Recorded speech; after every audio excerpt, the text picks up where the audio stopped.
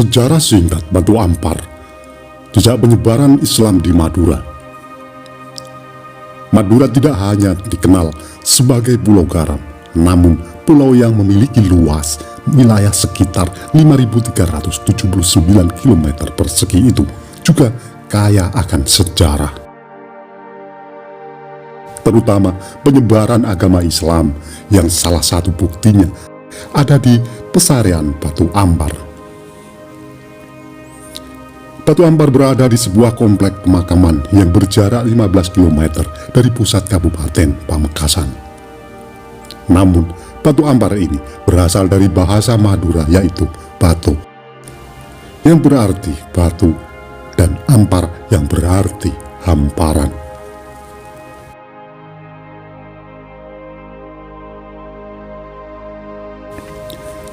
Sebelum melanjutkan nonton video ini, bagi yang suka dengan video-video kami, tolong bantu subscribe, like, komen, dan share.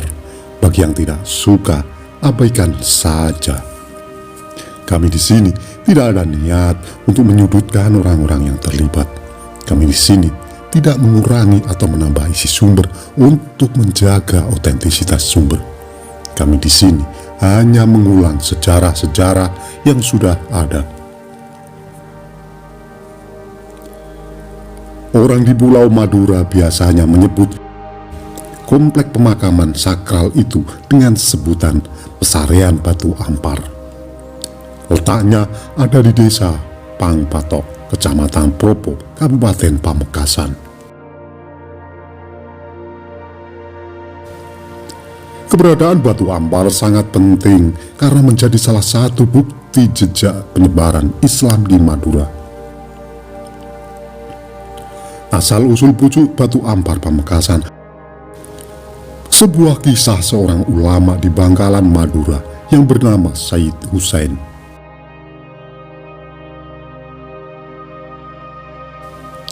Konon pengikut dan santri Said Husain sangat banyak karena kealiman dan karomah yang dimiliki Said Husain.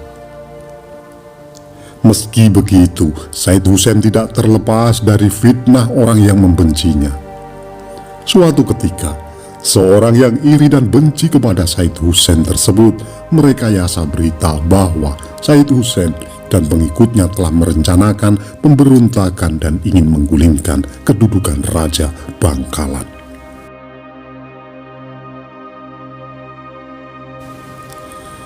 Mendapatkan kabar tersebut, Raja Bangkalan gelisah dan merasa khawatir.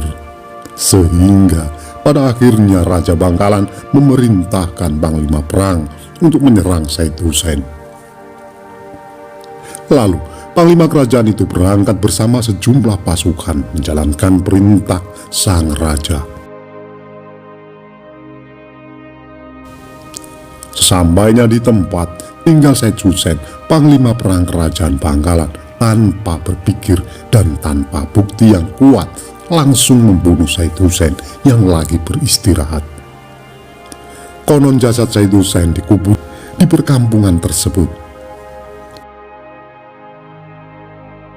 Setelah membunuh Said Husain dengan kejam, Panglima dan sejumlah pasukan kembali ke kerajaan dan melaporkan kepada Raja Bangkalan bahwa Said Husain sudah dibunuh. Berselang beberapa hari dari wafatnya Said Husain, Raja Bangkalan baru mendapat informasi bahwa rencana pemberontakan yang akan dilakukan Said Husain itu tidaklah benar. Hal itu fitnah yang dilakukan oleh seorang yang iri dan benci kepada Said Husain. Kondisi tersebut membuat si Raja Bangkalan menyesali atas perbuatannya terhadap Said Husain. Raja Bangkalan pun bingung dengan cara apa dirinya menebus kesalahannya itu.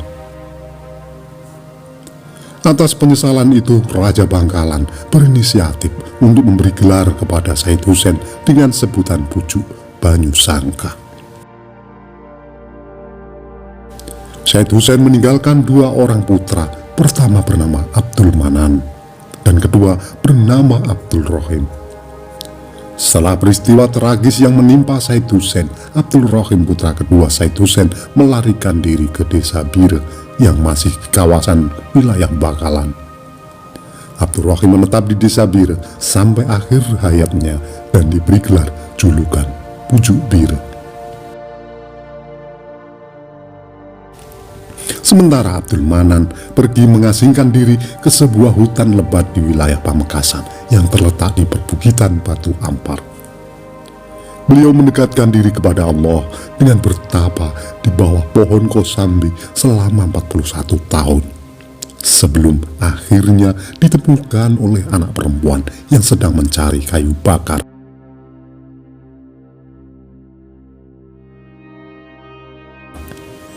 Singkat cerita, Abdul Manan dibawa oleh ayah sang anak perempuan ke rumah mereka dan dinikahkan dengan anak perempuan tersebut. Keanehan terjadi pada hari ke-41 pernikahan mereka. Istri Abdul Manan yang menderita penyakit kulit mendadak sembuh dari penyakitnya dan kulitnya menjadi putih bersih yang membuat parasnya cantik jelita.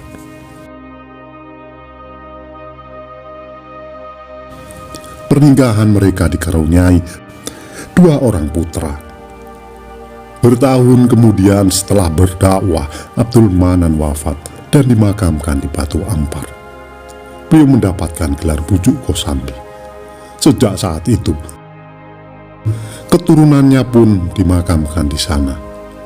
Hingga hari ini banyak masyarakat yang berkunjung untuk berziarah di makam Batu Ampar tersebut. Baik masyarakat lokal maupun dari luar daerah ramai berziarah ke sini, terutama saat bulan Ramadan dan Maulid Nabi.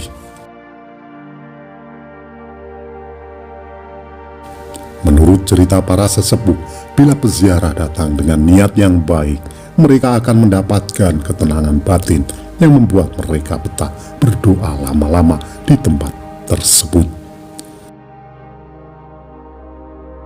Selain kesuciannya yang memancarkan aura tersendiri, suasana makam tersebut juga sangat sejuk dan rindang.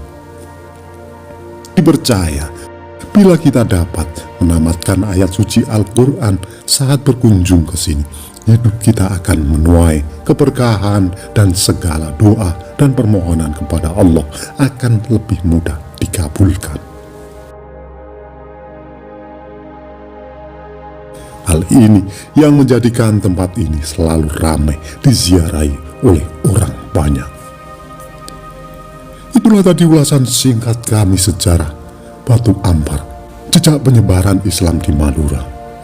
Apabila ada kesalahan dalam kami menyampaikan, mohon diluruskan dan mohon maaf. Terima kasih yang sudah menonton sampai selesai.